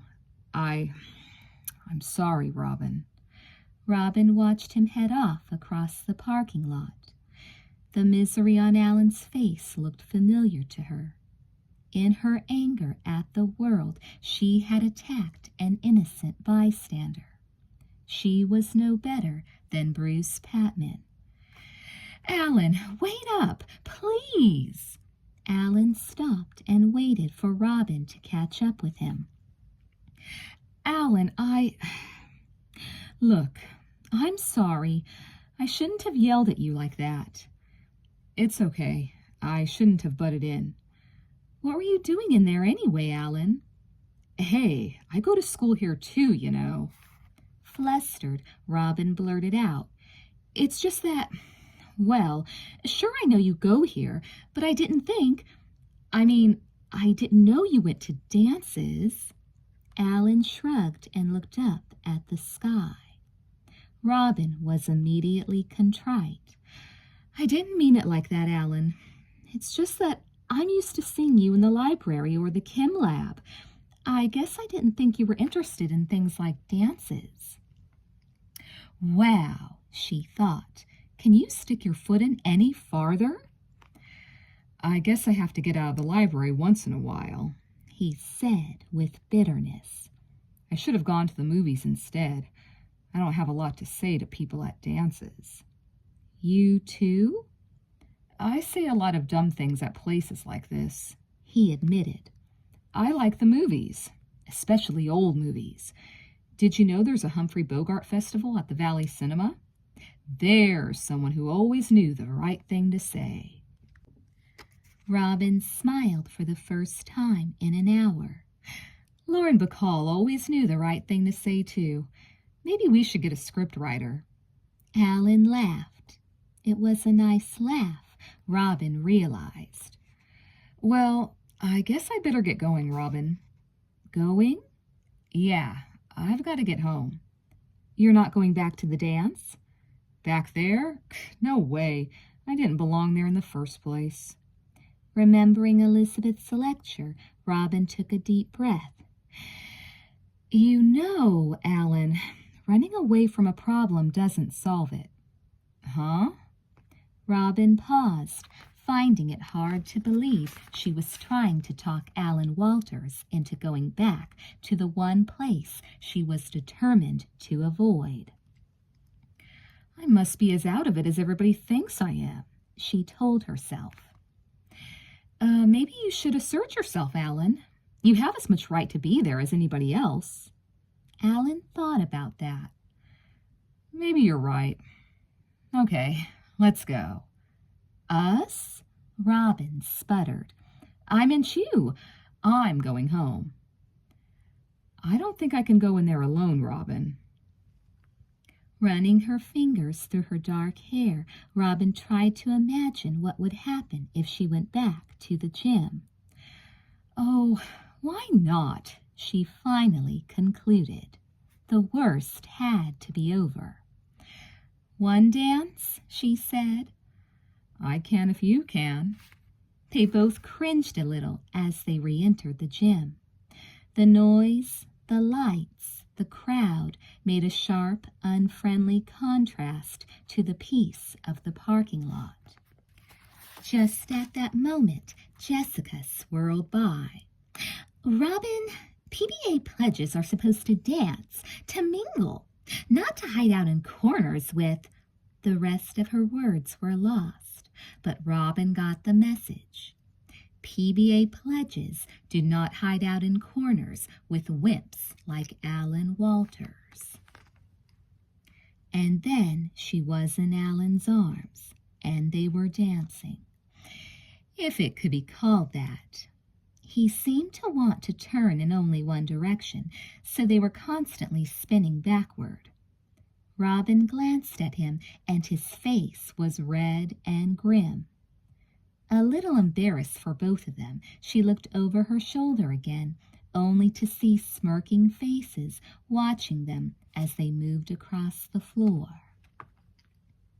Robin wasn't the only one who noticed. At the end of the song, Alan muttered, "Listen, I have to get out of here. I'm just not much good at this."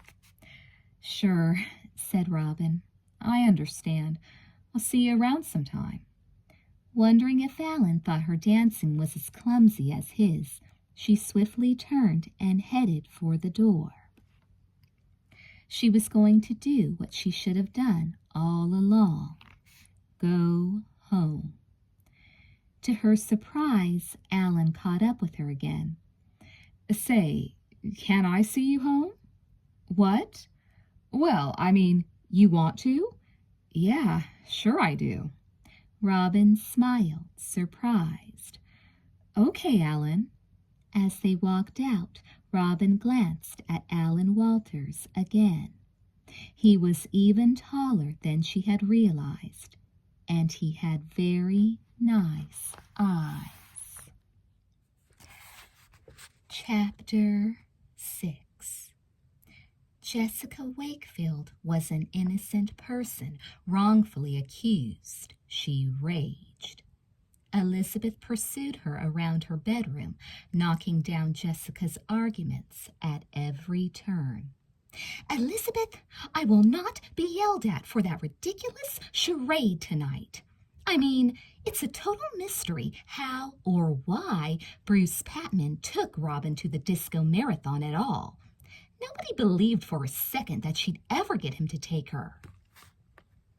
"Oh, then you admit that you deliberately set up an impossible task so she couldn't make it into Pi Beta, huh?" "Yes, no, that's not fair. If she were the right material for Pi Beta, she wouldn't have had any trouble. But whoever thought... Besides, I don't control Bruce Patman." "No," Elizabeth thought sourly. "I took care of that." Somehow Jessica sensed that she had struck a note that put her in the driver's seat. She immediately pressed forward. "We all tried to figure out why Bruce did it, but we couldn't. Did you hear anything?" "Me? Yes. You seem to have taken over as Robin's best friend. Did she tell you how she worked that little miracle?" "No," said Elizabeth. "Let's just drop it. I'm only glad Robin got through all this alive. At least you can't keep her out now." Jessica sat before her mirror and began brushing her hair. "I'm tired," she said. "I'm going to bed." "You heard me, didn't you? I said you can't keep Robin out now." Jessica stared at her reflection as she brushed her sun-streaked, shoulder-length hair. "You know, sister dear, I am not the entire membership of Pi Beta Alpha. It's not up to me alone." Elizabeth didn't like the sound of that, but she was too exhausted to figure out what Jessica was really saying.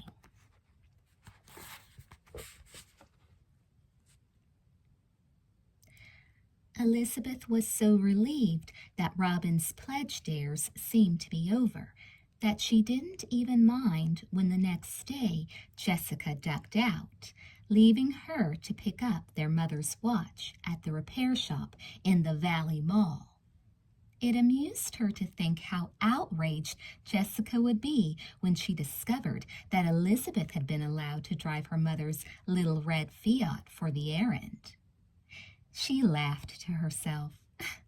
"Too bad, Jessica. That's what you get for pulling your usual disappearing act. She parked the car, picked up the gold watch, and was strolling back through the vast, airy indoor mall when she spotted an exclusive little shop she hadn't noticed before. The discreet sign over the door read Lisette's. The selection of imported, expensive French gifts in the window was breathtaking. Elizabeth found herself walking in to gaze at uniquely designed gold jewelry on display atop bright glass counters. Beautifully crafted gold earrings caught her eye, as did a gossamer delicate pin inlaid with precious stones. Lovely silk scarves tied gracefully around a velvet post cascaded onto the front counter. Elizabeth undid one and examined it carefully. It was exactly like the one Leila Fowler had given to Jessica. "Yes, miss?" said a polite voice. Elizabeth looked up to see a saleslady watching her warily. "What a lovely scarf," Elizabeth commented. "Yes," the saleslady said, moving closer.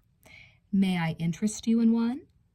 "Oh, I was just looking, but how much is it?" She smiled.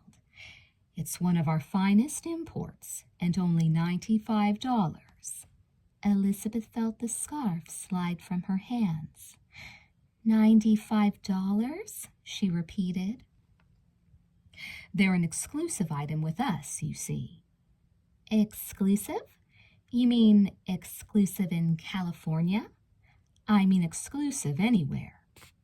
"Oh, but a friend of mine—" Elizabeth began, her voice trailing off. So it was true. Leila's aunt couldn't have sent it to her, but Leila didn't seem like the type to purchase such generous gifts for her friends. "Pardon me?" "Nothing," Elizabeth mumbled. "Have you seen a scarf like this somewhere else?" "Oh, well, I thought I saw one like it." In her nervousness, Elizabeth moved away a little too suddenly, and a tray of gold jewelry went skittering across the glass counter. "Oh, my goodness! Oh, I'm so sorry!" She anxiously scooped up rings, earrings, and bracelets, hastily putting them back on the tray. As the saleslady began to rearrange the pieces into an attractive display, Elizabeth suddenly spotted another familiar item. It was a little face on a gold ring, a delicately carved Egyptian pharaoh's face, exactly like the gold ring Leila Fowler had. Leila certainly does believe in spending her money, Elizabeth thought. The saleslady was now out from behind the counter, checking to see if any stray pieces of jewelry had fallen onto the floor. "Please stay here, young lady, until I have everything," she said in a tone of voice that sounded more like a command than a polite request. "What?" "Let me see now. Yes, that's right. I guess that's everything." "What's the matter?" "You might be interested to know that we have recently installed a brand new, very expensive security system, young lady. Shoplifting isn't going to be so easy from now on." "Shoplifting?" "Yes. The shoplifter who has been working this mall, and my shop in particular, had better watch out. In fact, that lovely scarf I saw you staring at has a twin, but it was one of the items that was taken." "Yes, ma'am," Elizabeth heard herself saying as her mind began whirling. "Who is this person whom you said has a scarf like ours?" "Oh," said Elizabeth, backing away. "I can't remember her name." Moments later, she walked out of the mall, headed toward the Fiat Spider. "It's probably nothing," she kept telling herself. "It must be a different scarf." But the nagging feeling that someone was not telling a frightening truth kept returning. Terrified of her own thoughts, she started the car.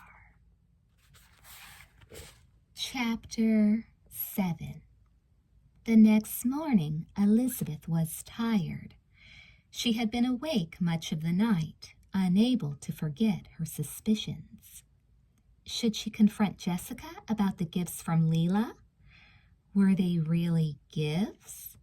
If not, how had Jessica gotten them? Go in there right now and ask her, she told herself. Ask her what? Are you a shoplifter, Jess? Elizabeth's worst fears were starting to take over.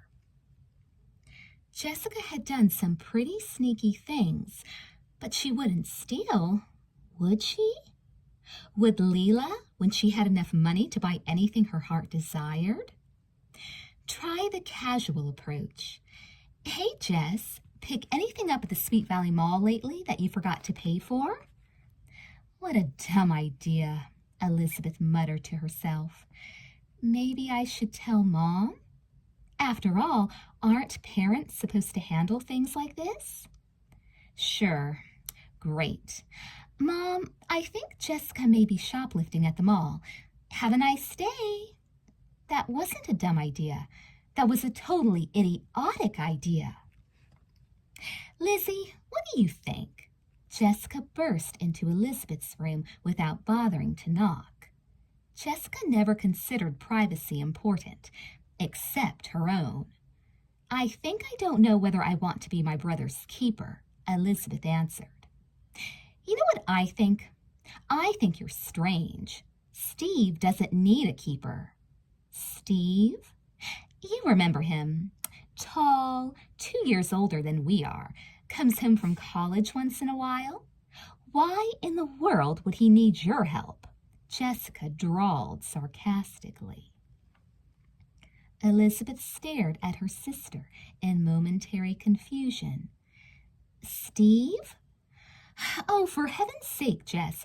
When I said brother, I didn't mean our brother. I was just speaking philosophically, she finished hurriedly. Don't get weird on me, Liz. I only came in to ask you if my new scarf goes with this sweater. I don't need a philosophy lecture. Elizabeth stared at Jessica's sapphire scarf and heaved a tense sigh. About that scarf, she began, then faltered. Actually, Jess, a germ of an idea suddenly formed. The scarf isn't really right for you. It makes your skin look sort of yellowish. Yellowish? Jessica squeaked and spun around to look in the mirror. She ripped the offending scarf off and dropped it on Elizabeth's dresser. You might have had the decency to tell me about this before, instead of letting me walk around with a yellow face. Thoroughly annoyed, Jessica was almost out the door when her sister's question abruptly stopped her. By the way, Jess, what time is the PBA meeting tonight? Meeting? Tonight? Jessica, I know tonight is vote night. Vote? Give me strength, Elizabeth pleaded to whatever forces might be listening. I know that Robin and the 2 other pledges will be voted on tonight, Jess. Where and what time? I don't know how you found out about it. 8 o'clock, Kara Walker's house. What do you mean you don't know how? It's my right to vote. You couldn't call it a final count without me. Oh, I was going to do you the favor of voting for you, Jessica answered sweetly. I know how you dislike going to the meetings. Elizabeth shook her head in disgust at her sister. Well, at least the Robin Wilson problem would be resolved, she thought. When will you induct Robin into PBA? Induct? Haven't you forgotten something, Liz? The vote comes first. Jessica, she got through the pledging with flying colors. The vote should be automatic, Elizabeth reminded her. Maybe, Jessica returned. Gee, look at the time. We'll be late if we don't get a move on. She practically flew down the stairs. Jessica, Elizabeth shouted, you'd better not be planning anything. Who, me? An indignant voice floated up to the second floor. Elizabeth folded the scarf neatly and put it in her drawer before going downstairs.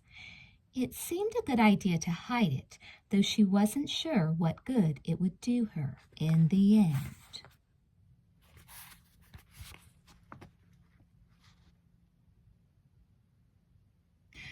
Elizabeth, what is the significance of the Dred Scott case?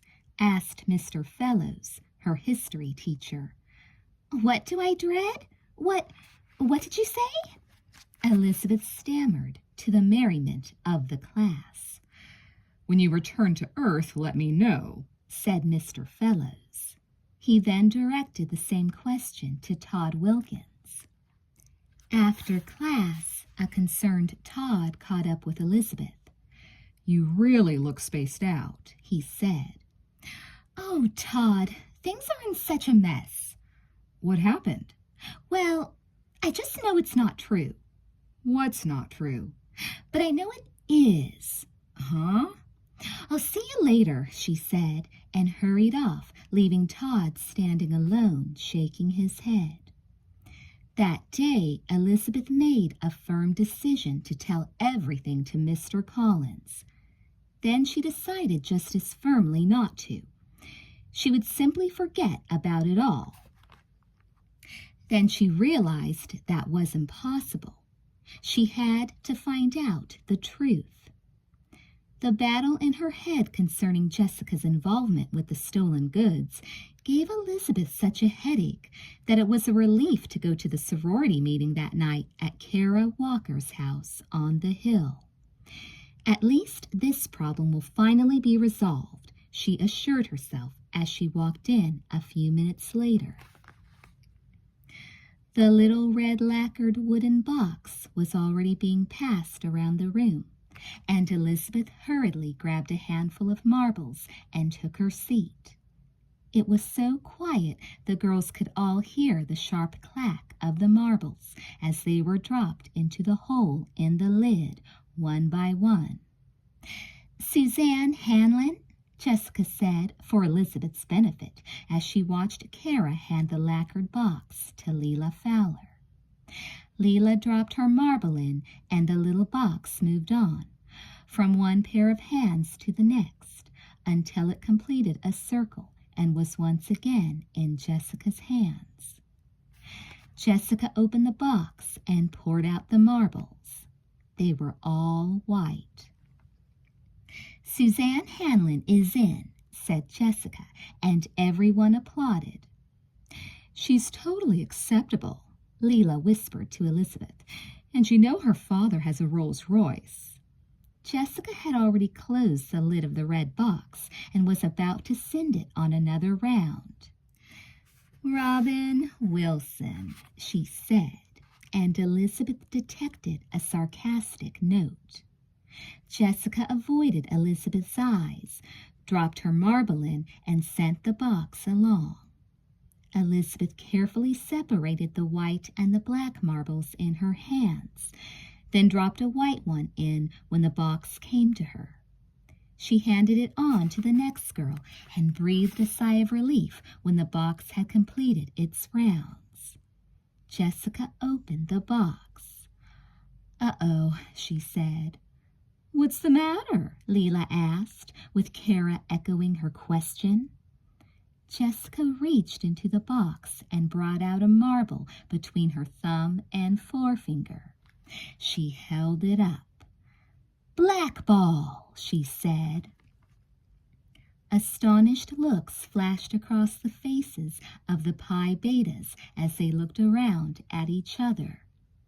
"Robin Wilson has been blackballed," Jessica announced. "She can't be a member of PBA." A hushed and embarrassed silence followed her pronouncement.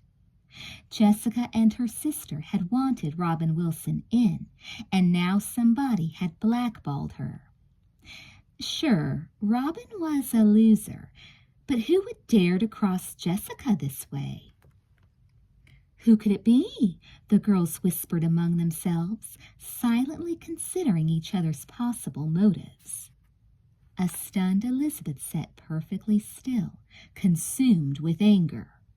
There was only one person who would have the nerve to keep Robin out: Jessica. The other girls were now crowding around Jessica, voicing their sympathy over her friend Robin's exclusion from the sorority. And Jessica, it seemed to Elizabeth, was taking it very well. Wonderfully well. Who could have done such a thing? Elizabeth hissed sarcastically at Jessica when no one else was listening. Jessica smiled. I can't imagine, but it's a secret vote, and nobody can challenge a blackball. It's just one of those unfortunate things. Already the whisper was circulating. How would Robin take the bad news? By now, everyone knew that her whole existence depended on making PBA. There could be a really awful scene if she found out at the next general meeting, when membership announcements were usually made. The expression on Jessica's lovely face was that of a martyr facing the lions in the Roman Colosseum. I'll tell her personally, she said, oh so bravely. She's my friend. It's my responsibility. I'll go with you, volunteered Elizabeth quickly. Somebody had better be there to pick up the pieces.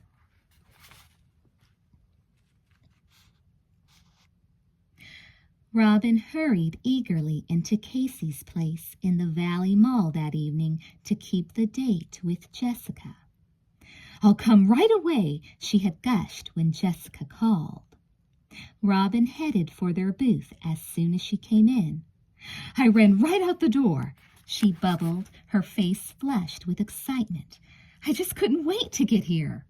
It was only when Robin sat down that she noticed that Jessica was not smiling, although she certainly wasn't grim. She was composed. Robin, I want you to know first of all that we will always be friends, Jessica said. Robin's face began to change. What?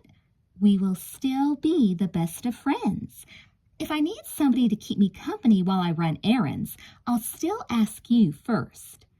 Jessica, what are you saying? Robin, you were blackballed, said Jessica, in a tone that reminded Elizabeth of the purr of a satisfied cat. Robin was as white as chalk. As Jessica's message sank in, her eyes widened into a stare filled with pain and long suppressed anger. But they can't, she screamed, tears of frustration falling from her eyes. I know you feel it leaves you out of everything worth having at Sweet Valley High, said Jessica sweetly, but I'll still be your best friend. Elizabeth couldn't believe her ears. Oh, Jess, shut up. What? Shut up? Jessica cried plaintively. It can't be happening, Robin cried. I did what you asked. I don't deserve this. Some things were just not meant to be, Jessica said with such mock sweetness that Elizabeth thought she was going to be sick. Elizabeth reached over the table, trying to find some words of comfort for Robin. But Robin pulled away, threw herself against the back of the booth, and glared at them wild-eyed. Don't touch me! I can't stand it! She slid out of the booth, stood up, lurched against a chair, and looked back at the twins.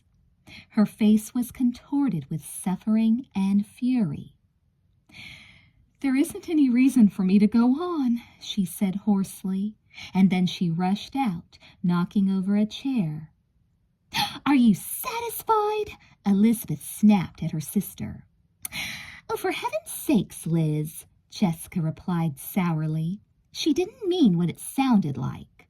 Elizabeth got up. I'm not so sure, Jessica. People can just take so much.